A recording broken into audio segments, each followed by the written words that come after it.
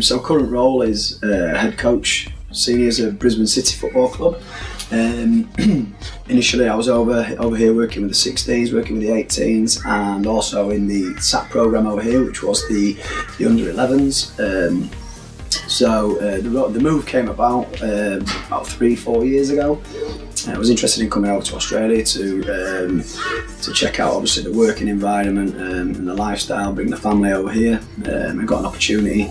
Got in touch with a couple of people a few years ago and got that opportunity to come over and give it a try. So we went through the process of the permanent residency back in the UK and made the move about 14 months ago now.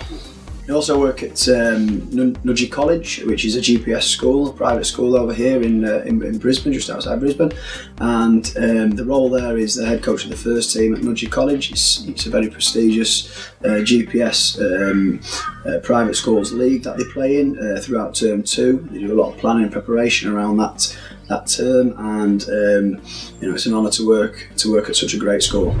I think the main differences really is the provision that the boys and girls get over here in Australia throughout growing up, from early ages through to adults, the opportunities that they also get at that top end. I think there are some good children out there playing football over here. I think it's mainly really the provision that they get. I think there are lots of opportunities to play and participate over here, but a lot of it's different. One of the main differences is the cost really. I think every girl and boy has to pay quite a lot of fees to be involved in playing, whereas in England I think you've got a lot of community clubs and there's a lot of good people involved in the community clubs in terms of coaching provision at these community clubs back in England in terms of charter standard and things like that are also improving, and I think they probably get more consistent quality coaching back in England, and they pay less fees, which means obviously there's a wider outreach in the community for girls and boys to participate in football over in the UK. I think it's getting better over here.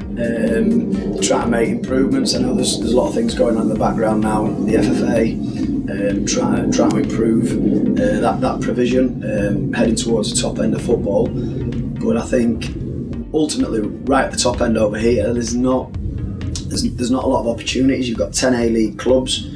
Whereas in England you've got 92 plus another dozen professional clubs, so there's a lot more opportunity. Granted, there's a lot more players over there playing, but I think if you don't get in the A-League over here, which a lot of boys aspire to do, you're playing in an NPL league, which is it's a non-league standard really in terms of the comparison to English football. England's got however many steps in the league. There's about 10-12 steps right outside of non-league football, and there's some good standards, some good players playing in England. So I think it's just the opportunities that come at the top end as well with that.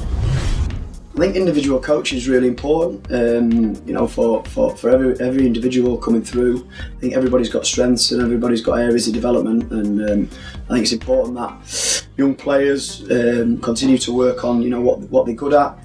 So whatever aspect of the game that is, continue to work on it, improve it, make it better, and also work on the areas that that you need to work on that are probably letting you down a little bit when it comes to the games. I think it's one big thing is continue to work on what you feel maybe gets you in a team and an opportunity to play, and obviously continue to work on what you think might get you out of a team or not give you that opportunity to play. And I think private coaching, you can repetitively focus on that aspect of your game which you need to improve dramatically over short periods of time. So I think it is important. Yeah. Main motivation really is to improve and work with and inspire any player that I work with really to go and push themselves and become the best that they can possibly be. So working within team environment and units and even small groups and individuals, whichever age group I'm working with, I want to improve them. Not just as players but as people as well. And I think it's important to have good people that you're coaching and develop that aspect. And wherever they go in life or wherever they go in terms of football. I think it's important that they've had a really good experience working with you, but I think a lot of it comes down to that person's character and application, and their will and desire to succeed as well in football. And I think that's one of the most pleasing aspects of being a coach, really. I think when you're coaching 6s, 7s, 8s, children of that age, I think it's really important that you make the sessions really fun, really enjoyable. You've got to make them want to be coming back each session to come and train with you. And I think if you can keep it realistic to the game, but also I think at that age it's important that they work a little bit individually as well with ball each, and get plenty of ball manipulation and plenty of time spent with the ball. I think when kids want to come to your sessions, it's really important that they spend that time with the ball, honing little skills, little tricks and little dribbles, because it builds confidence in the players. And I think once the children get that confidence as well, it's the next stage is you can progress that to more game-based, realistic practices in terms of passing and receiving and things like that.